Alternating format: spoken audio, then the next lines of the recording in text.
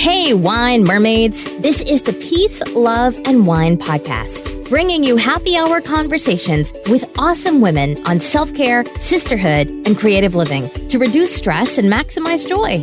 Life is short, so grab a glass and get ready to sip, sparkle, and make a splash. Make sure to visit peaceloveandwine.com and enter your email to receive VIP deals and get your free self-care download. Now, here's your wine sister hostess with the mostest, Tiffany Humfeld. Hello, this is Tiffany, hostess of the Peace, Love, and Wine podcast, and I'm here with Jessica Kupferman, who is the co-hostess of the She podcast. Welcome. Thank you so much. It's great to be here. I'm so happy to finally have you here. And I think by saying you were the hostess of She podcast, that's leaving a lot out because I believe you have other shows as well, right? I have two other shows. One that's going to be launched sort of any minute. And then another show, the comedy show called Brilliant Observations. I don't talk about that one too much because my co-hostess on that one, Melissa, talks about her mother a lot and her mom doesn't know about the podcast. So like, You don't want to get her in trouble. I don't want to get her in trouble. So I try not to, anyone who is listening to this probably would not be her mother. So you can certainly go look at brilliantobservations.com. That's my friend's last name is Brilliant. So I was just listening to your most recent episode on She podcast. Oh. I was like, oh, that's true. If your name was Brilliant, it has to be on the show. Has to be in the show. You can't avoid that. It's like Joanna Penn. She has to be a writer. Right. Or at least if she's going to do a podcast, like penning my thoughts down or something like that, I think it's the creative pen is what her podcast is actually. Oh, perfect. Yeah. But we're not here to talk about her. We're here to talk about you. Right. Tell me when She podcast started and how did you and Elsie, your co-host, meet? So Elsie and I met in 2011. We both took an online course at the time it was called Rich, Happy, and Hot Bee School. But it was a Marie Forleo course and it was designed to help people either move their business online or create an online business. At the time she was a yogi and she was doing a podcast of her yoga class and I was a web designer and I wanted to figure out how to do online courses and sell them. So we didn't really interact a lot because as a web designer, I was doing a lot of helping women who were being meticulous about their site. And Elsie is a bit of the opposite of that. She doesn't even care if she has a website that's functional. So we did not interact until about 3 or 4 years later when I started a podcast and I hired her to help me learn how to grow it and market it properly, which she did. And then we met in person in 2014. I think it's 2014 when we ended up at the New Media Expo in Vegas together. When we came home for that expo, I wanted to start a Facebook group for women who podcast because I felt that their advice and knowledge was much more valuable than just following the gurus at the time, a lot of which were male. I started the group. Elsie immediately invited 100 people she knew that I didn't know. And then she asked me if I wanted to do a podcast with her as well called She Podcast. And she asked me if we could change the group name. And I said, sure. And 5 years later, it has almost 13,000 women in it. So it's been kind of crazy. Yeah, that's huge growth. And to keep a really engaged group. And I think that's something that's really special about it. Do you agree? Yes. They're very self-supporting and self-monitoring, which is great. And I don't know if I specifically set out to create that on purpose. I think Elsie probably was a little bit more strategic in getting people involved in speaking to one another. She's very, and I just know from being a social media marketing consultant earlier that when you ask questions and ask opinions, you make people feel comfortable to do the same. So that's probably why our group started out being so engaging. And then, it's sort of like as people graduate through and they get their podcast done and, they stick around just to see if they can help others or if they have a question going forward, and everyone just sort of like helps themselves out. So it's really great.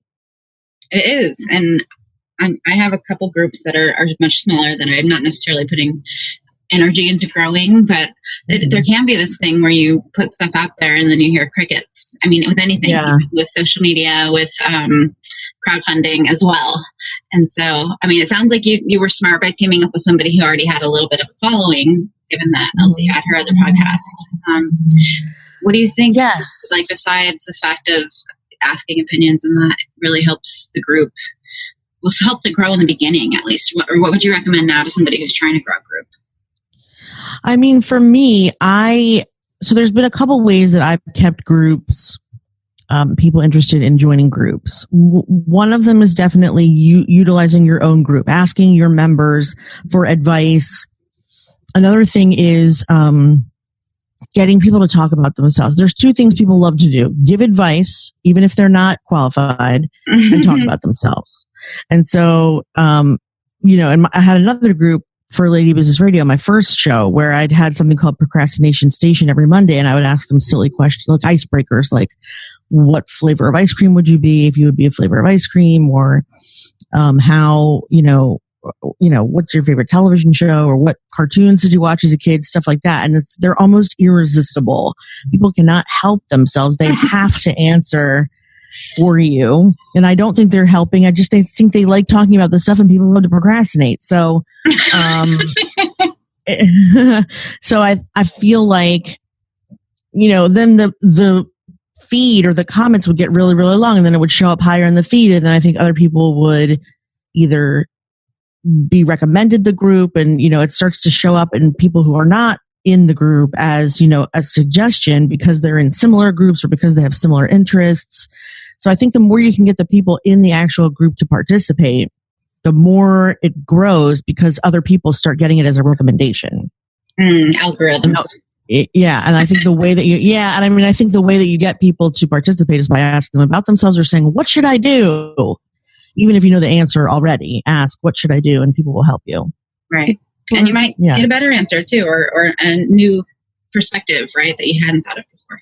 Yeah, you never know. But also, we're all human. We all need help about something at some point. So it's a really good way to keep things growing. And then, Elsie and I never really marketed the group per se.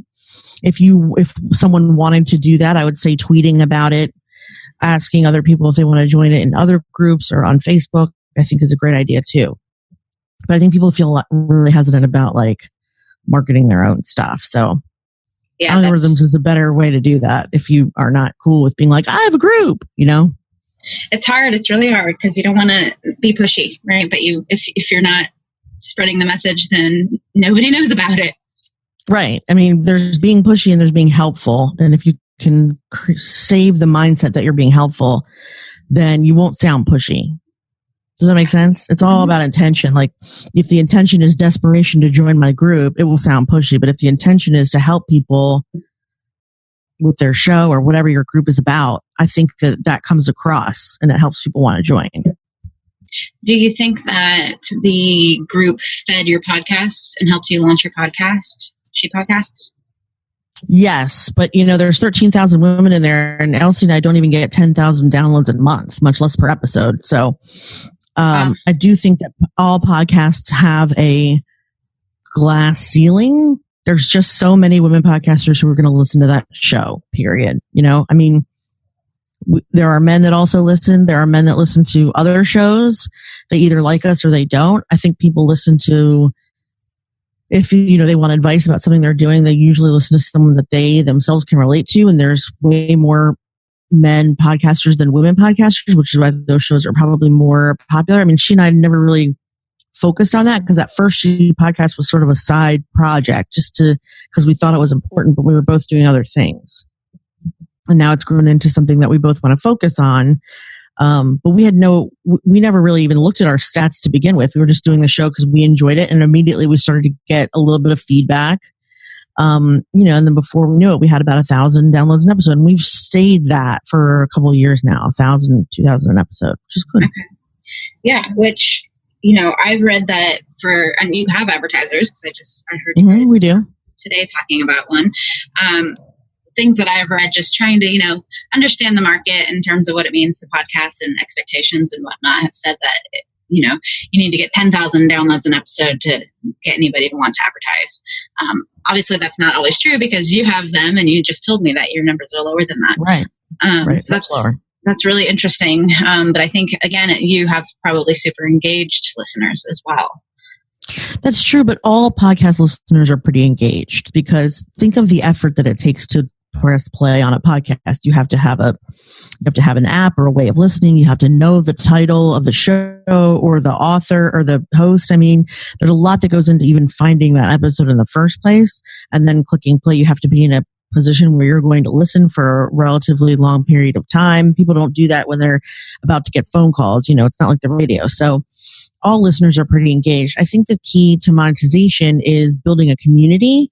And also, they do say that you need 10,000 to attract an advertiser, but that really depends on the advertiser. What they're talking about is large advertisers like Casper Mattress and HelloFresh and, Home Depot or something like that. Someone who's looking to buy large campaigns, but maybe your advertiser isn't a huge name brand. Maybe it's just somebody who sells, like Wink, who does like a monthly wine box, or, I think there's a few of those, or, I think there's also some Mermaid stores out there and specialty stuff. So, there's a couple of really neat online boutiques that I think would be perfect. And even if you have 200, you're speaking exactly to the people who love these two things. Whereas like if they're spending $40,000 to advertise on, say, not How to Get Away with Murder. What's my favorite murder? That's a crapshoot. That's hundreds of thousands of people, millions of people. There's only a small percentage, and you're spending so much money to get your tiny little piece. Whereas with you spend a lot less money and you get the exact people you want. Right. So, in a lot of ways, smaller shows are much more, they get a much better return on investment. Like ours. If you want to talk to women podcasters, you wouldn't go on My Favorite Murder. You would definitely pick us. We have 1,000 of them, and if they all said yes and signed up, you would have a way too much of an influx of business, whoever wanted our audience, right? And the same would probably go for you. Right. Yeah, that's an interesting way to look at it. Cool. Yeah. I haven't checked out your sponsorship page recently, so I don't remember the exact numbers, but are you I don't either. Okay. Oh, the numbers we charge? Yeah. Yeah. Right now we're charging $1,000 a month for a verbal ad on the show. And then we also post on our social. So usually the advertiser just wants a mention in the group. So like for the most recent one was Wave. He actually wanted to pay for the group post, and we offered to give him the podcast part as well. And the way that we, and Elsie and I both try to be really, experiential in the way that we do the ads. So since it was wave.video, we created waves and posted them and said, you can do this with this. And it was really easy. And it took me 5 minutes, and it's an ad, but it's also a recommendation or like here, check this out. This is kind of cool. We try to mostly stick with advertisers that give us a chance to play with their thing. That sounded terrible. To play, with right, with because their then people get to go, oh, that's cool. I didn't even know I needed that, but I totally do. Right. And it's very rare that we can't find something positive to say about whatever we reviewed. Like it's like I don't think it's ever happened where Elsie and I have tried a piece of software and been like, this is a piece of you know what I mean? Like almost every time we're like, look, this is cool. I wish it had this, but it definitely has this. And if you really need this, then go for it. Right. There's very rarely a time when we have had our integrity compromised trying something and then telling our audience about it. So it's been good. Like, for example, this microphone, for example, is make sure I have the right one. I think it's the Heil PR40, and Heil sent it to us to test out.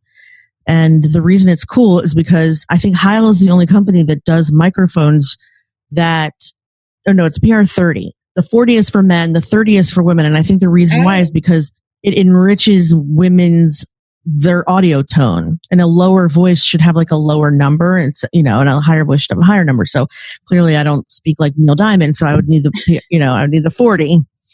And actually, I have another one that I was sent, Rode Podcast Pro, and it's the same, but this one, I've tried that one. Now I'm trying this one. They're very similar, but this one I think makes me feel more smooth, like butter. You know what I mean? Mm-hmm. The other one's really good. It enhances my voice, but it's not like smooth. I don't know how else to describe it. That's so funny. That name. Yeah, not to do a commercial for them, but it's just a perfect example. Like I've used both for like a couple months now, and I can hear the difference, but it's slight. But I love the idea that it enhances women's voices. That's just a cool piece of technology to have, So I would totally, Yeah. And it makes sense. It's like, oh, thanks for thinking of us too. Yeah, hey. Well, she's actually the woman who owns Heil is a woman. the people who own Hyler's. They're women. They're family based and women run. So it's cool. Awesome. And are they actual sponsors on your show as well? Well, the mic was sort of the payment for getting to talk about the mic, if that makes sense. And they're not cheap mics, but then, she's pregnant this year, so she's not going to be able to sponsor the live event, but you're starting a relationship whenever you have a sponsor. And so by agreeing to use the mic and talk about the mic, they gave us the mic. And then hopefully when we have stuff that needs support, they will support. And in fact, Michelle at other events I know she sets up like a buffet of mics and lets people put on earphones and try them right there at the booth, which is cool. Nice. I love that. So yeah, once she has this kid, I'm sure she'll come back and do it next year. It's like a taste test for the mic. Exactly. I think PRX is going to do it for me this year. So Radiotopia is going to come with a bunch of mics and do it for me. But next year, I hope to Tile because I think her stuff's really cool. Cool. How fun. Yeah. I can't wait for the event. So let's talk about that. She Podcast Live. This is our first one, right? It's our first one ever. I've wanted to do one for a really long time, and we've done little mini versions. We were asked to do like workshops at Podcast Movement or Podfest. We've done a VIP day at at my house. We've done some online courses, but this is the one thing I've wanted to do myself the whole time. Okay, but you're not starting there, so that's good for people to hear. We have not, correct. We've done some events before, but they've never been, I wouldn't say they were wildly successful. It's been a struggle. It's a struggle. I think online business is a struggle in general, to be honest, but it takes a lot more work than it sounds like it takes when you think of doing it, right? A lot more. You're so right. Yes. All the work. A lot of falling on your ass and face. That's right. That is exactly right. But that's, another great reason why She Podcasts exists is for that sisterhood and camaraderie and being able to share like, oh, this crap just happened to me, or I just made a blunder. I couldn't pair my mic when I was trying to interview somebody. Yeah, podcasting is hard for sure. I was so excited when I heard you were doing She Podcast Live because I had just missed Podfest and I had really wanted to go. And then I heard the announcement for this coming out. And I was like, okay, I'm doing it. I'm going to find a way to get there. So it'll be fun. It's very women focused. So I'm excited about that. I'm excited about that too. It was like an extra excitement for me because not only was it another podcast conference, and I haven't been to one yet, but it was women, and that's kind of my thing. So awesome. So I'm really looking forward to it. And I also, let's share the dates, right? It's October. It's 10, 10, 11, 12, and 13. So yeah, October 10, 11, 12, 13. The 10th is like the kickoff party at night. And then the conference is 11, 12, 13. Okay. I'm going to try to make it there. I haven't gotten my tickets yet, but we've been watching. So I'm going to try to make it to the party. Yeah, it's going to be really good. That one's sponsored by Midroll. So we're excited about that. And it's going to be, the hotel is an amazing piece of architecture. It's just like floor after floor after floor. And they're sort of exposed to the inside of the hotel. It's hard to explain, but what I'm saying is they have a 10th floor atrium. So you're having the party, you're looking at both the higher floors and the lower floors and the bottom, which has like LED lights. And it's quite something to see. It's going to be really cool. I'm excited. I love ambiance. Yeah. Ambiance is everything, right? Yeah, it is. I think people don't realize it. Even my husband, I don't think he has any care for it until I have really cool lighting on. And then he's like, oh, I really like the aesthetic in here. Yeah. Yeah. I mean, I think it means a lot where you are, and how where you are is everything as far as how it makes you feel. Mm-hmm. Yes, for sure. So your She Podcast Live event is, how many people do you have signed up so far? You have quite a few. About 350 people. We are hoping to hit 500 before October. And when we're recording this now, it's like right after July 4th. So I have a little bit of time, and I'm starting to do some traveling. When those guys, Podcast Movement and Podfest both, they travel the whole year and go to different conferences and sort of like, I was going to say swindle, but let's just say sell people into their event. It's not a swindle because they're the best events. They're awesome. Right. It's just, swindle's a good word because it's funny, but it's not true. So they do that all the time. So they always probably have a consistent intake of new attendees, whereas I just started. So I have been hustling to get everything together, speaker apps and content and things like that. And then towards the end of the month, I'm going to go to the National Speakers Association conference, which is, they have a huge conference every summer in Denver. And then I'm going to Podcast Movement in August, and then I'm going to FinCon in September, and then October will be the event. So hopefully by going to those three, and just sort of what they call pounding the flesh, introducing people to the event and seeing if they want to start a podcast and telling them a little bit about who's speaking, I'm hoping that we'll be able to hit the threshold of 500, which would be great. I think you will be able to. I hope so. That's really fantastic about how you started it was you did a Kickstarter, right? Mm-hmm. Yes, we did. I did. Sorry. Can you talk about what made you decide to do that and how it worked for you? Because I think it worked well. Yeah. So a long time ago when Podcast Movement started, they did a Kickstarter. And they were just sort of testing the water to see if the community wanted something like this. And overwhelmingly, we said yes and showed up. And, here we are, however many years later, 5, 6, 7. Similarly, I was being told by members of the group, or whenever we would do like a meetup, you should have your own event. It would be so cool. And Elsie would always like, oh, no. But I really wanted to do it, but I did not, I know how much events cost, and I didn't want to lose money over it if they weren't going to show up. Right. So I did a Kickstarter for a little bit of a nest egg guarantee. Like, okay, if I book a hotel and I'm on the hook for $30,000 of food and beverage, I'm going to need you guys to pay for that now so that I don't go in the hole for it. Yeah. Right. And I mean, I think the event is going to cost way more than that, but I wanted at least like a yes, we're coming sort of guarantee. So I did a Kickstarter and I funded it. I wanted to fund it for $25,000. That's all I asked. I thought if they'll give me $25,000, then I'll do an event. We'll just see how it goes. And within the last 20 minutes, it ended up being funded at $50,000 and 200 tickets. But that was like the last 15 minutes of the Kickstarter even being live, which was amazing. We had hit the goal about a week prior. So within 1 week, we doubled the goal, and I ended up with $50,000 that I could use to plan the event. So I've been really excited about it. We've had 200 tickets sold since April. And, it's just all sort of coming together, which is great. It's worked really well. And at least I have like the community's, hand raised. They have a little bit of skin in the game. So also there's a little bit of like, okay, we're going to help you make this succeed, which I like that mindset, especially for the first year, because I've never done it before. So it's better that than to be like, good luck, dummy. Right. I'd much rather have the, you can do it, we're here to help you sort of like atmosphere. Right. So luckily I have that, which is good. It is good. And it's amazing. I mean, you can put something up on Kickstarter, but that doesn't mean anybody's going to buy it. And so the fact that you doubled what your initial goal was, I think that's very admirable. That was just a miracle, to be honest with you. It was sort of a miracle. I thought, I would never hit the goal. And then I thought I would never get 30,000. I've been working with Chris from Podfest, who's the, event planner and founder of Podfest. He's sort of my event planning partner for this. Okay. And he was like, oh, you'll hit 50, no problem. And Elsie and I were like, he's out of his flipping mind. We're never going to hit 50,000. But I mean, he said it from the beginning and we were like, he's absolutely crazy. He doesn't know women podcasters. They're never going to want to, they're only going to want to go to, I assume they'd only want to go to like Podcast Movement and stuff.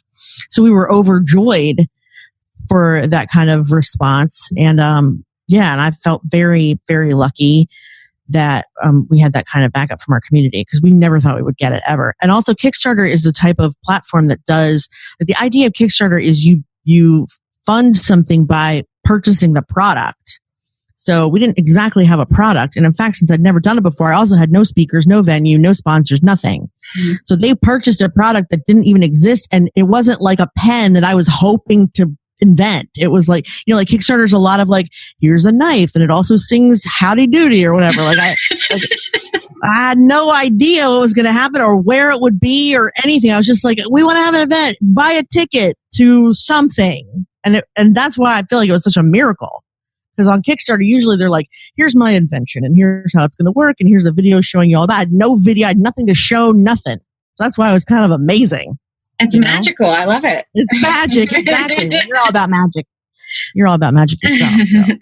So tell me though, like, how did you actually get the people to show up? Was it posting in the group? Was it emails? Like, how big is your subscriber list, if you don't mind sharing? And if you think that played a role? Our subscriber list is 4,000. Okay. I do and I don't. I think a lot of people on that list are waiting to the last minute to see what the hell I'm going to put together before they buy a ticket, to be honest with you. Because we said the group is 13,000, the email list is 4,000, and I have 300 tickets. So, and not only that, but I would say a good half of those tickets are people that I chose to speak.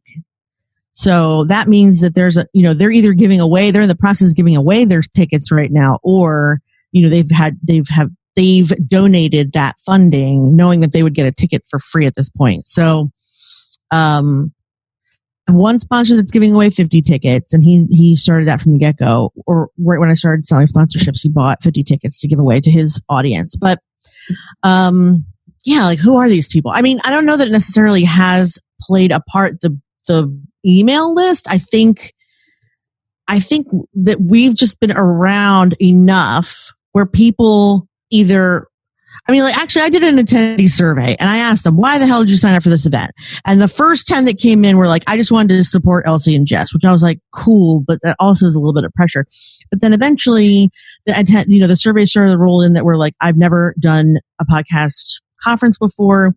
I've been waiting for an event like this. I've always wanted a women's one. This is the event that I wanted to come to. So it's really been more about like, I've never done a podcast conference before, and I've wanted to do a women's one. So that's a very select group at this moment. So, which is actually exactly what I just told you too. Yeah, exactly. That's exactly what you just told me too. You've never been to one. You missed the other one, which you would have gone to. And and you were like excited because it was just for women. I think there are women out there that are like, oh, it's just for women, and they don't want to go as a result. And I think there are people we don't want them to go then if well, I mean, that's part of it. And I think part of it are like, they're just trying to be Work It, or they're just trying to take away stuff from the Work It conference, which is for women who are in corporate positions and podcast companies, like media companies like New York Times and Washington Post, stuff like that. That's not true either. We've gone to Work It, and we're making ours specifically very different from what, their content and what they do. I think some of it is because we've been doing this group for so long and we've been supporting people for so long that they have the general idea that they will be on some level supported. And then also, if you listen to my show and you have a good idea of what my personality is, and I'm planning this, like, I'm all about having fun and making everything somewhat fun. So I think people who, even if we've never met, they've never gone to a conference, like you should have a pretty good idea from listening to me that it will be somewhat fun and worth at least the time showing up there. Even if you go to no sessions, you can't not have fun, because it's kind of like my priority. I mean, I know that people who are coming, their priority is to get a show or to be successful and to stop being afraid, but like also it's going to be so fun, because I don't like stiff. I'm uncomfortable when stuff's not fun. Just physically, like, I'm just like, stuff's not fun too. Yeah, it has to be fun or I don't want to do it. So like, yeah, I mean, it's great. Podcast movement has grown to be quite a big media focused, like, biggest event of podcasting. I think Chris does a really good job making it feel very family friendly. I want mine to be celebration, retreat, conference, party. I want it to be a combination of a bunch of different things. I want people to feel relaxed when they're there, but also like they're being pampered a little bit, but also like they can whoop themselves to death a little bit, It's just different. I love it. It's just different. Yeah. Language. Yeah, girl. Absolutely. Did you say they can whoop themselves? Yeah. Whoop. Whoop. I can woo with the best of them. Yes. Awesome. Then how did, going to another topic in the same realm of group funding, crowdfunding, can we talk about Patreon? Yeah. We just started doing Patreon before we even decided to do the Kickstarter. Before we even decided to do a live event, we started playing around with Patreon because Elsie and I were starting to feel like we were putting a lot of work and effort towards cheap podcasts with very little result. And we'd never really asked them for audience donation. Mm-hmm. And so we thought, okay, well, audience donation is really about what can they get in return. So they'll either give us $1 one time, which people have done, or they'll pay for some sort of like ongoing access to the two of us. And then we had to have a discussion about what exactly we could afford to contribute. Right. And so in addition to having their own group where they can ask stuff of their own group, and Elsie and I would be paying more attention to a smaller group, we do a weekly Q&A in there, and we take turns. So she does one week, and then I do one the next week. And since we have very different skill sets, they get a really wide variety of, I guess I would say professional answers. Like, in other words, like people wouldn't really ask me about, I don't think, content and whether or not this is good content or whatever, but they're not going to ask her about monetization either. It's just we know about those subjects, but that's not our forte. Mm-hmm. So I think, I'm sorry, my watch is being very rude. So anyway, so I think that we offer it at $5 a month, and for one-on-one coaching once a week, I mean, that's sort of a steal. And we went from having like a sad little $50 a month, tip jar to now we get about $750 a month, which is still not, a salary, but it's something. We can pay our editor now, which we couldn't do before. We pay for our MailChimp, which I was paying for. We pay for, stuff that Elsie was paying for me and Edgar. Like now we have stuff covered, which is nice. And I mean, I would still love for it to grow, but it's just nice to, it's all we do is experiment. It's just an experiment like everything else. Like how can we make it valuable for them? How can we make more people want to do it? We still don't market it hardly at all. So like, I think if we started posting about it more, it would be more, but she and I are just busy and we don't think of it first thing. So I'm trying to remember how I came across it. I think I might have just been I might have either been in your Facebook group or maybe you sent an email and it was in the email and I clicked on it because I'd been into Patreon a lot because I started supporting people, and then I also started my own page.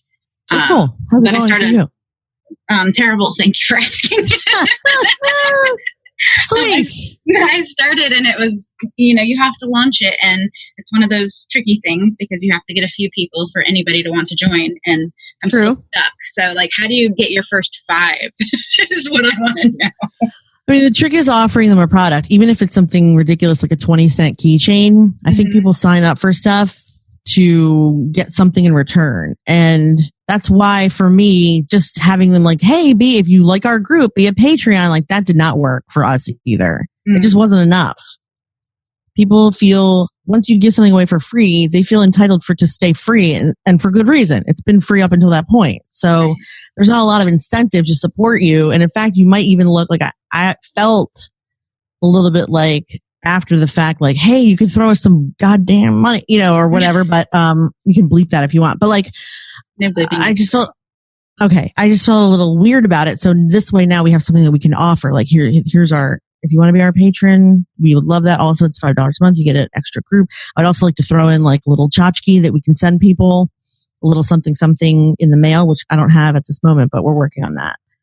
And this way you have a product they're paying for, which is more likely to be signed up for than just please, which is rare. So it's something that's slightly extra than what everybody else who's already getting the podcast for free would get.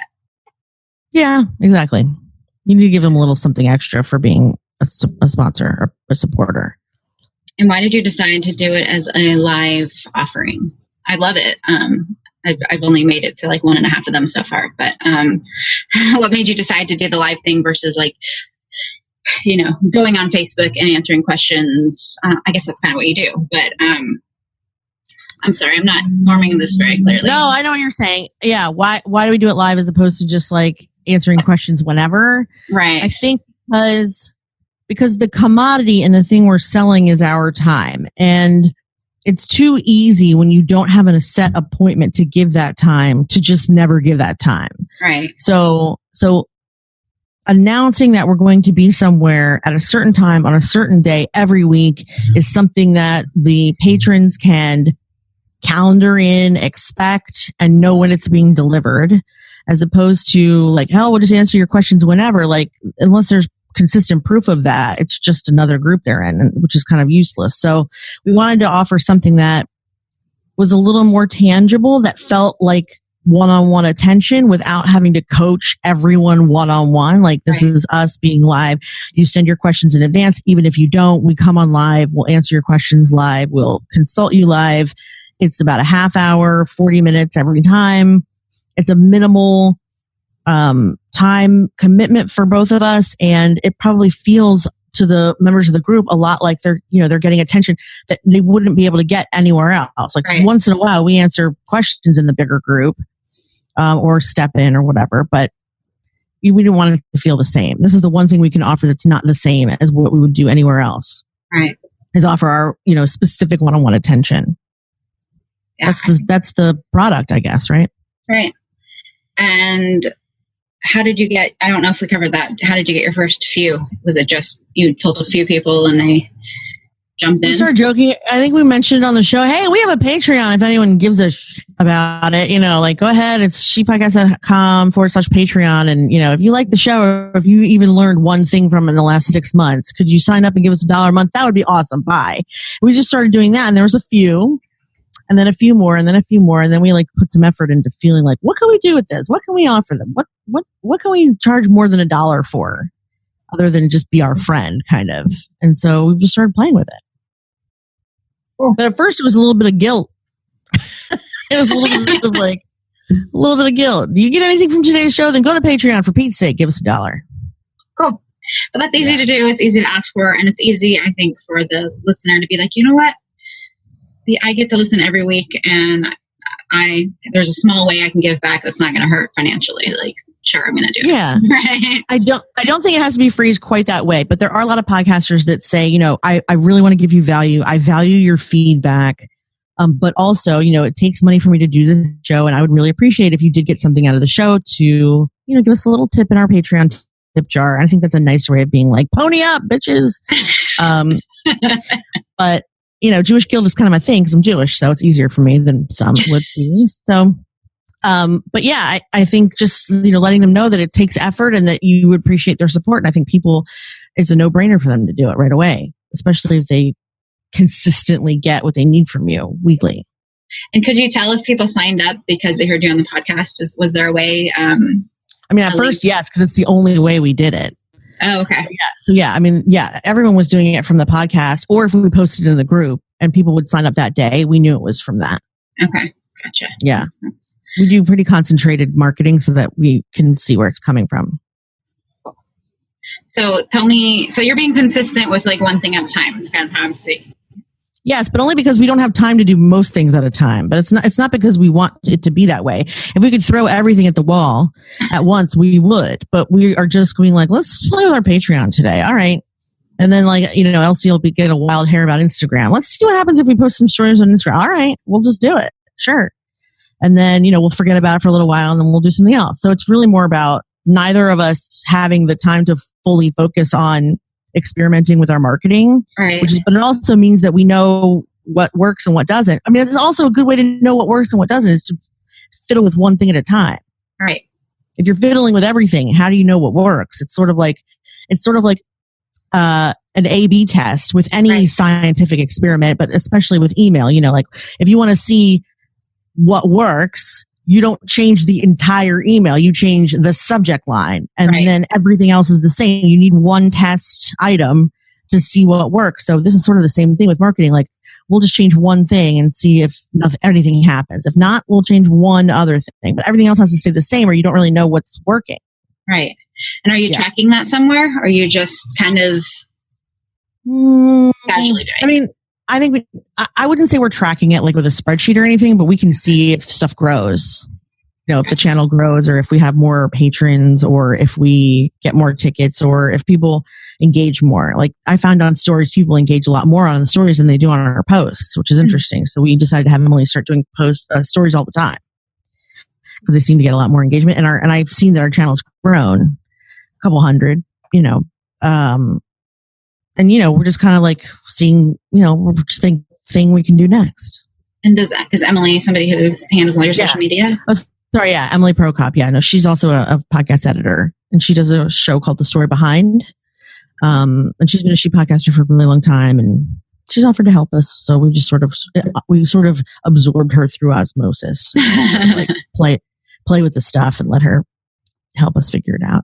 That's awesome. So how are you primarily making your income at this point? Well, Elsie does group coaching and she works for Libsyn. So she has a salary from Libsyn, and then she also does a group coaching program a couple times a year. So she gets her salary that way. I do not have right now my income is from the event. Everything that the event makes will, including, whatever speaker fees I have to pay, whatever hotel stuff, like I'm hoping to get a year's salary out of this event. If not, I have to do some tweaking for next year. Right. But I do take clients and I have coaching clients, but I don't often, and I don't actively like seek them out. They seek me out and then I say yes, but I don't advertise that I do it a lot because mostly because I'm working on other stuff. Right. And I do some speaking, but for the most part, I'm just working on the event and trying to have it make as much money as possible. So my full focus is on that right now. Awesome. I love how you're really able, you and Elsie, to split up tasks. It seems like you're really good teammates because it sounds like you're great at different things. Yeah, I mean, for the most part, that's true. Definitely with monitoring and managing our group. Our business is kind of another story, but I think that will change. This is the first year we've done an event, and she was very, very against doing an event. So she has stayed out of a lot of the planning. But I think if it goes well and she feels a little less like, oh my God, it's so much about it, then, like I've already kind of like planted things in her head. Like, so let's say you were involved next year. Like, do you see any tasks that I'm doing that you feel you could do better or you feel you would want to be involved in? And she has a few up her sleeve. She's like, yeah, I think I would really like to be part of like the speaker. I think she would want to be like speaker task force, like figure out who the content's going to be, keep in contact with all of them, create the content with them. Like I'm just I automate everything. And like I did read, all the applications and stuff, but she's a little bit more thoughtful about impact. Whereas I'm like, that's a cool topic. That's a cool topic. I don't know about this one. That's a cool topic. I don't know about this one. Like I'm a little faster than she would be. So that's a good place for her actually. And for me to just do sponsorship and logistics is that's how we work in our show. Okay. She's very thoughtful about our content and like our global impact and our community impact. And I'm very much like, do we have a sponsor? Where we're going to be when. I'm the one that plans if we do like meetups. I'm the one that plans if we do that stuff. And she's all about like, but how will they feel when they interact with us? That's something else. Right. So yeah, it would be great for her to, so I'm hoping that it can be, what's the word? Developed as we move on to the next year. Nice. Yeah. Well, you mentioned fun, so I'm really excited about that part. And so I kind of just wanted to talk about in life, how do you make sure that you get fun into your daily life? Because I feel like that's really important for wellness and self-care. I have a 4.5-year-old and he's pretty fun. And I think if I did not have him, it would be a lot more challenging. Because before Isaac came along, I had 2 teenagers and they were both kind of miserable. They were like, let's say 4.5 years ago. So like Nate's 21. So let's say he was probably like 15, 16. So yeah, he was like a sophomore. I had a sophomore and junior in high school. Like they were just, trying to pass, graduate. You'd had, kid drama, parent drama with their dad, like we're divorced from their dad. So, driving drama. Teenagers just have drama and it's not that much fun, to be honest with you. Like and even if you want to try and have fun with them, you sort of have to force it upon them.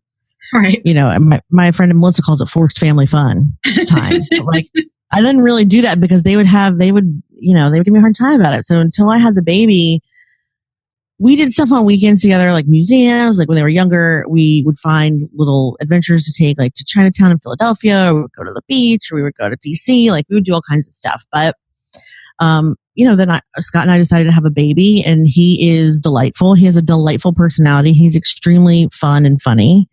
And I sort of follow his lead. Not that I'm not a fun person, but he and I are similar in the fun thing. So like we build on each other. And so it works out pretty good. Like he's, I forget what he said.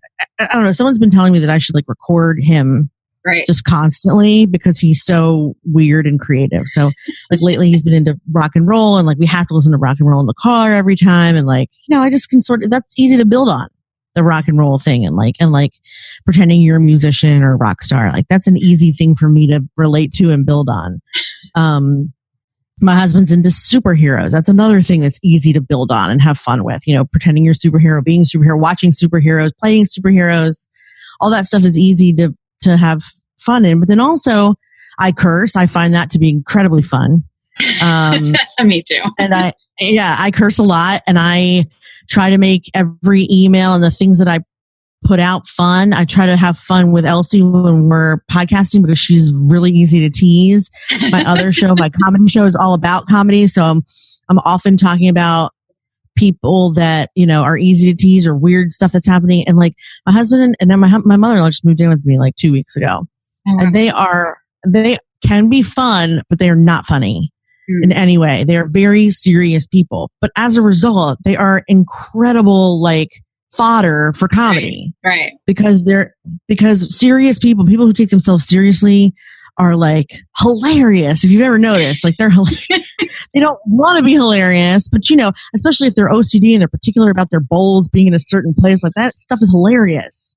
And I never take anything seriously. So I'm just like, you're going to be okay if like that fork's in the wrong side of the drawer. Like you're going to be, should I call the police? What's happening here? Like, it's just easy to make fun of them. So I kind of do it like that. I joke with people a lot, and I make fun of people constantly, whether they like to or not. My father's the same way. It does sort of make you put your foot in your mouth a couple times a year, but in a bad way. But it evens out, I think. In the overall scheme of life. In the overall scheme, it evens out. You mentioned that you and your son have, what is his name, by the way? My little one's Isaac. Isaac. You and Isaac have similar senses of humor, I guess. Yes. I think that is the basis for any good friendship. Like, I've kind of determined that when your weirds match, like, that's going to be a good friendship. Yes, absolutely. That's true. Whenever you have a similar sense of humor to somebody, it all works out. And actually, that's kind of the fun of having kids. They usually have your same sense of humor. And all three of my kids have a great sense of humor, and it's dark and weird. But, and I love that about them. It's hard to tell them not to curse because like at 12, 13, 14, like the best jokes have cursing in them, but it's inappropriate. But yeah, I mean, it's the basis of great friendships, and it's the basis of having a family that you really get along with is humor. So I'm lucky. Amazing. That's awesome. Yeah. Well, I think we should wrap it up here, but is there anything else you can share with the audience, whether it's on podcasting or just good life lessons for women in business? Well, I think I would say that if you have in any way, shape, or form the ability to change things so that you are enjoying what you're doing on a daily basis, do whatever you can to make those changes. And I know people have jobs that they hate, and I know they have marriages that they hate, I know they have family that they hate and friends that they hate and things like that. But there are ways that you can say no to things that don't jive with your psyche, if that makes sense. Totally. And I think that's self-preservation. I think as you get older, that's absolutely necessary. Even if you have to stay in the job, like, what's the first step you can take to getting out of it? Is it looking something up on the internet or taking a class or looking for other job? Like anything, just slowly, piece by piece, make your life what you want it to be instead of feeling like life is happening to you. Listen, I'm learning over and over and over again. And it makes a much happier person to be able to dictate what happens on your day to day. Me too. Over and over again. Over and over. That's right. One step at a time. That's right. Well, I look forward so much to being able to give you a hug at the actual Me too. So thank you. Thank you so much for being here. Thank you so much for having me. It's been great. You guys, thank you all for listening, and have a wonderful day. See you again. This is a public service announcement from Peace, Love, and Wine. Hey, Mermaid, are you feeling calm AF? If not, I have a solution for you, and it's free. Go to peaceloveandwine.com and grab your free self-care download by entering your name into the pop-up, or just go to the show notes and grab your Calm AF link there into your email, and we'll get you on your way to feeling good. Oh, yeah.